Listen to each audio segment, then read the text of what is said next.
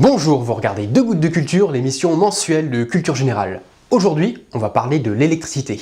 Et tout d'abord, un peu d'histoire. En 600 avant Jésus-Christ, Thalès de Milet, à qui on doit le fameux théorème de Thalès, décrit les effets de l'électricité statique et du magnétisme. Il remarque que l'ambre frotté contre un tissu est capable d'attirer les poussières dans l'air. En 1600, William Gilbert publie un ouvrage suite à ses études sur les phénomènes magnétiques. Il utilise pour la première fois le mot électricité dans son sens actuel. Le mot électricité vient du mot grec elektron, qui signifie tout simplement ambre jaune. En 1752, Benjamin Franklin prouve la nature électrique de la foudre à l'aide d'un paratonnerre. En 1785, Coulomb étudie les forces électrostatiques et il comprend que les charges électriques peuvent être positives ou négatives. En 1799, Alessandro Volta invente la pile électrique en empilant des disques de cuivre et de zinc séparés par des tissus imbibés d'eau salée. En 1822, Peter Barlow fabrique la roue de Barlow, qu'on pourrait considérer comme la première machine électrique. Il s'agit d'un moteur électrique, mais dont la puissance est beaucoup trop faible pour en faire un quelconque usage. En 1838, le premier télégraphe électrique est mis en service entre Londres et Birmingham. 1859, Gaston Planté met au point la première batterie rechargeable. 1868, invention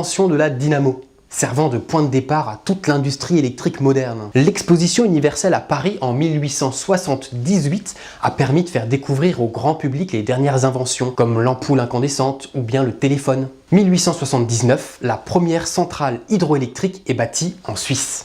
Mais au fait, l'électricité, qu'est-ce que c'est ? C'est une forme d'énergie produite par le déplacement de particules chargées à travers un conducteur sous l'effet d'une différence de potentiel entre les deux extrémités de ce conducteur. Pour illustrer le bazar, la matière est composée d'atomes qui eux-mêmes sont composés d'un noyau contenant un ou plusieurs protons. Ce sont des particules chargées positivement et des électrons négatifs qui gravitent autour de ce noyau. Alors le fait que ce soit le proton qui soit positif et l'électron négatif est une convention, ça a été fixé de façon tout à fait arbitraire. Ce qui importe par contre, c'est que les charges de signes opposés s'attirent tandis que les charges de même nature se repoussent. Dans certains atomes, comme les métaux, les électrons qui se trouvent sur les couches les plus à l'extérieur de l'atome peuvent circuler d'un atome à un autre. Dans ce cas, ces électrons sont appelés électrons libres. Si on prend un système avec à une extrémité un matériau chargé positivement et à l'autre extrémité un matériau chargé négativement, si on relie ces deux bornes avec un matériau conducteur, du métal par exemple, l'extrémité chargée négativement va venir repousser les charges négatives du conducteur, c'est-à-dire les électrons libres, vers l'extrémité chargée positivement. C'est ce déplacement des charges qui crée le courant électrique. Et c'est cette différence de charge entre les deux extrémités qu'on appelle différence de potentiel. Accrochez-vous, maintenant ça va devenir compliqué. On voit donc que les charges électriques se déplacent du pôle moins vers le pôle plus. Ce sont les faits. Mais par convention, on attribue au sens du courant électrique le sens opposé à celui des électrons. On dit que le courant électrique va du pôle plus vers le pôle moins.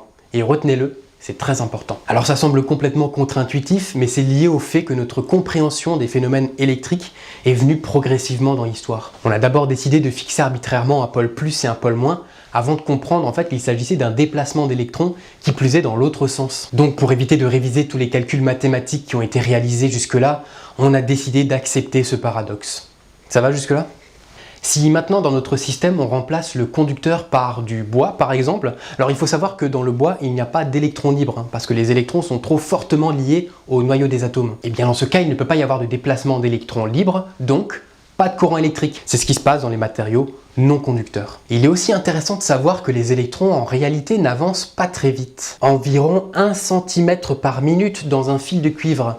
Pour comparer, un escargot va 6 fois plus vite. Par contre, quand le premier électron libre se déplace, il va venir pousser tous les autres et donc l'ensemble des électrons de la ligne vont bouger quasiment en même temps. La vitesse du signal électrique est donc proche de la vitesse de la lumière et elle dépend de la matière qu'elle traverse. Dans le cas d'un courant alternatif où les électrons font des va-et-vient très rapides, le déplacement réel des électrons se limite en fait à peine à 1 micromètre. Donc quand on allume une lampe, ce ne sont pas les électrons de la centrale électrique qui vont venir immédiatement alimenter l'ampoule, mais les électrons qui se trouvaient déjà dans la lampe et qui sont déplacés par les déplacements d'électrons induits à la centrale électrique.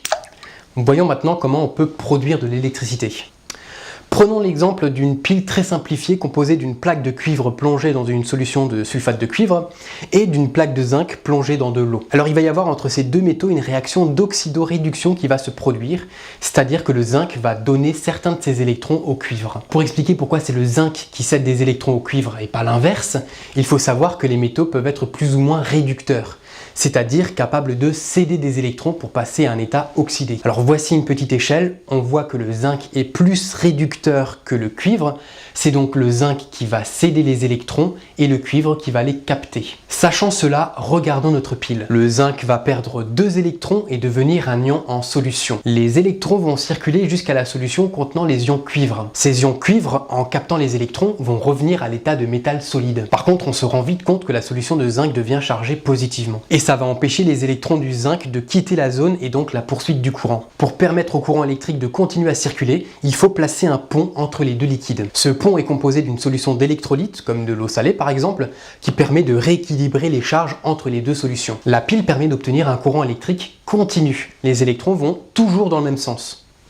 On peut aussi obtenir un courant électrique continu à l'aide d'une dynamo qui se compose d'un aimant et d'une bobine de métal conducteur. Alors petit prérequis, dans un aimant on a des charges qui sont orientées, mais il n'y a pas de courant électrique dans l'aimant. Par contre, comme elles sont orientées, elles peuvent agir sur les électrons libres d'un matériau conducteur en approchant l'aimant. La dynamo fonctionne en faisant tourner l'aimant à l'intérieur d'une bobine de cuivre. En tournant, l'aimant va entraîner les électrons libres de la bobine, ce qui provoque un courant électrique continu. Pour obtenir un courant alternatif, comme celui qui est distribué par nos prises électriques, on va utiliser un alternateur.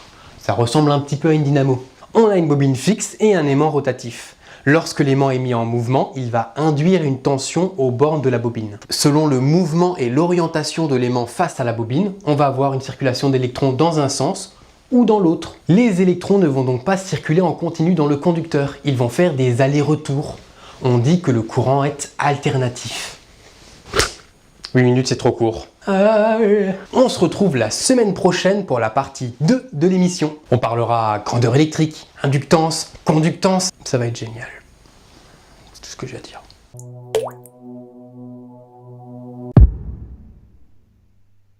Le mot du jour est ineffable. C'est un adjectif qui signifie qu'une chose ne doit pas être ou ne peut pas être exprimée par des mots.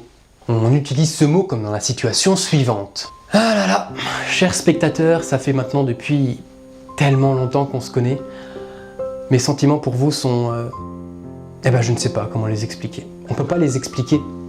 Ils sont... ineffables. Bon, on se retrouve la semaine prochaine. Allez, à toutes. Retrouvez toutes les animations sur la chaîne secondaire de Gouttes de Culture en plus. Et pour répondre à la demande, les explications sont plus complètes, moins rapides et en plus les animations sont en plein écran. Et sinon, la suite de l'émission, c'est par là-bas que ça se passe.